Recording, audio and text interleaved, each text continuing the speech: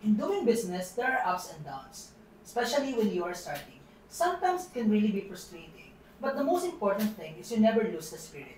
Just like the branch owner of Lola Ibiang's Magnet Kawali Mandaluyong branch. Today, I am with Mr. Eric Imperado and Ms. Joanne Boncay to share their success story in having the franchise business named Lola Ibiang's Magnet Kawali. Welcome, Mr. Eric and Ms. Joanne. Thank you for having us. How did it come to you that you wanted to have your own business? You know what's interesting? I've never dreamed of having a business until nakapagtrabaho ko sa isang real estate company way back 2010. Doon talaga nabago yung mindset ko eh. I've worked with different professionals with different personalities. They also in business but big impact talaga sa akin yung mga boss ko. They are generous enough to share their knowledge with me in terms of entrepreneurship. They supported me from personal growth to business-related trainings. I should say they allowed me to spread my wings. They supported me in all aspects. But you know, even before working to this company, sanay ako na hindi masa sa isang source of income. And that's a huge part, I guess, why I became a business owner. I started my business in 2014. And then, nagkaroon pa ng marami pang business na naging partner na kami ni Eric since 2017. And that's IEN, the consultancy company. Sa aming dalawa, siya talaga yung foodie person. Well, not just foodie person, pero talagang ang hilig niyang magluto. And that's how it started. Doon nangarap kami na magkaroon ng food business. Ang challenge lang, anong klaseng food? Yes, tama. Sa amin dalawa kasi, ako talaga yung mahilig sa pagkain. So, nakaisip ako na magtayo ng food business bukod sa mga negosyong naitayo namin. Kaso, ang challenge, paano namin sisimulan? Gagawa ba kami ng sarili or magpa-franchise kami? So, napagkasundaan namin na doon kami pupunta sa tried and tested route. So, magpa-franchise na lang kami. Oh, so you were able to decide the franchise, and apparently that's Lola Ibiang's Magnet Kawali. Why Lola Ibiang's Magnet Kawali, if I may ask? You know, everybody loves food. Alam mo naman yun. Pag sinabing bagnet, may imagine mo talaga yung crispiness niya. So, nag-search ako sa FB. Then, doon ko nakita si Lola Ibiang's Bagnet Kawali. Then, nag-inquire kagad ako. They presented the business to us. Lalo na natikman ko yung mga product nila. Sobrang sarap talaga. Without second thought, kumuha na kagad kami ng franchise. Naging madali sa amin to kasi meron ng brand. I really believe in the products. Lola Ibiang Bagnet Kawali have structured and grabe ang support and assistance na binigay nila sa amin from setting up to operational. Location lang inanap. Then, yun lang. Guidance from first day up to now was solid. What I like about them, they are open for suggestion and ibang klase yung support nila. That's very important in the business. Of course, in business, it's not just always about success. But with your branch, with your Lola Ibiang's branch, was there a struggling period or were you just lucky enough to have the business stable? No, ang daming challenges and struggles along the way. Our first branch was in Burgos, Rizal, Rodriguez, Rizal. The first 3 months was good, pero after no, nagkaroon na kami ng issue sa tao, tapos yung location pa namin malayo sa highway, then sumunod pa yung swine flu, kaya nagkaroon ng problem with the supply dun sa products. But of course, we didn't end there. We decided to move to another location, which is still in Rizal, and that time maganda na yung location na nakuha namin.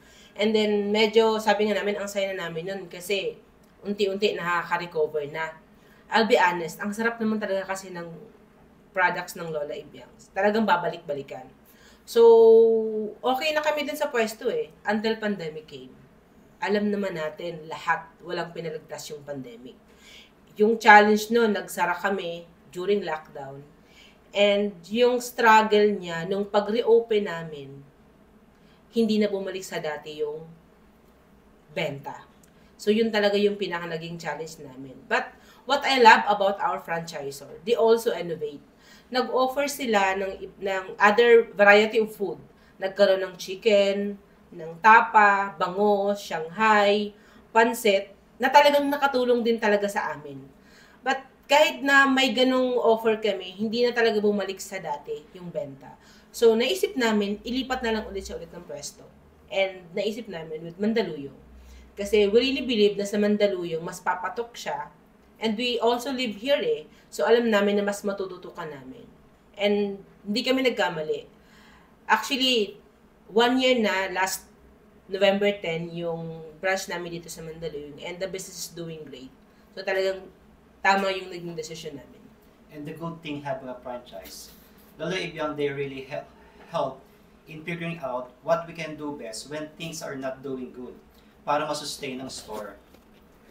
Amazing! I must say, there's a lot of real-world experiences in your business and you are blessed enough to have a supportive franchisor.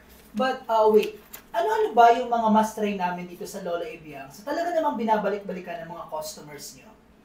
Ako, yung top 3 ko na favorite is yung dinakdakan, sisig, tsaka yung pinakabagong honey sriracha. Ikaw ba? Ako naman, yung bagnet kawali dahil sobrang lutong ng balat niya. Then also the crispy pata. Medyo malit nga lang yung pwesto namin dito sa branch namin. Kaya talagang yung iba, nagte-take out na lang. But on the average, nakaka-100 servings kami or more in a day, ah. It's really nice that it is all good now. And I heard that you were awarded as the most promising branch by the head office of Lola Ibiang's Bagnet Kawali, of course, for having high sales for consecutive months. Well, this couldn't be all possible without the determination, beliefs, hard works, and the people around us na tumutulong to run our business. And that's our employees. Sila talaga yung masasabi kong core namin. Kasi ako naniniwala ako na employees are the one who can make your business succeed. And isang patunay yung employees namin sa Lola Ibiang's. Grabe yung dedication nila. Grabe yung hard work. Talagang parang ino-own nila yung business. Para bang sila yung may-ari. And sabi nga namin, we owe it to them. And of course, yung never-ending na support ng main office, ng franchisor, iba yun eh. Iba yung makakakuha ka ng franchisor na talagang yung suporta nandyan. Hindi mo mapifeel yung kaya sila nandyan kasi mayroon silang nakukuha sa'yo. Iba tong franchisor na to. And doon kami sobrang grateful. So it's really teamwork indeed. Pero balik ako dun sa franchise store niyo na to. Do you plan to have another Lola Ibiang's pa ba? Yes, yan talaga ang plano namin. Mag-open pa ng ibang branch. Pero alam ko meron na silang mga branches sa iba-ibang lugar kagaya ng Bulacan, Valenzuela, Caloocan, and also there are planning to open 10 more store by next year through franchising. Tsaka meron din sila mga bagong franchise offers na that you can explore. Alam ko meron silang full store franchise, meron silang kiosk stall plus franchise, and also food cart plus franchise. Kasi yung sa amin, dito sa branch namin sa Mandaluyong is kiosk stall plus franchise. Wow, it's really expanding. Kasi sino ba naman makakatangging tikman ang super sarap na bagnet kawali ng Lola Ibiang's Bagnet Kawali. Thank you so much, Mr. Eric and Ms. Joanne. We really look forward to more branches of Lola Ibiang's Bagnet Kawali. For inquiries, you can call IEN Food Business Incorporated at 0919-867-9388 or 02-8682-0457. You can also visit their office at Maysilo Circle, Barangay Plainview, City of Mandaluyong. We hope to see you there, mga kasold!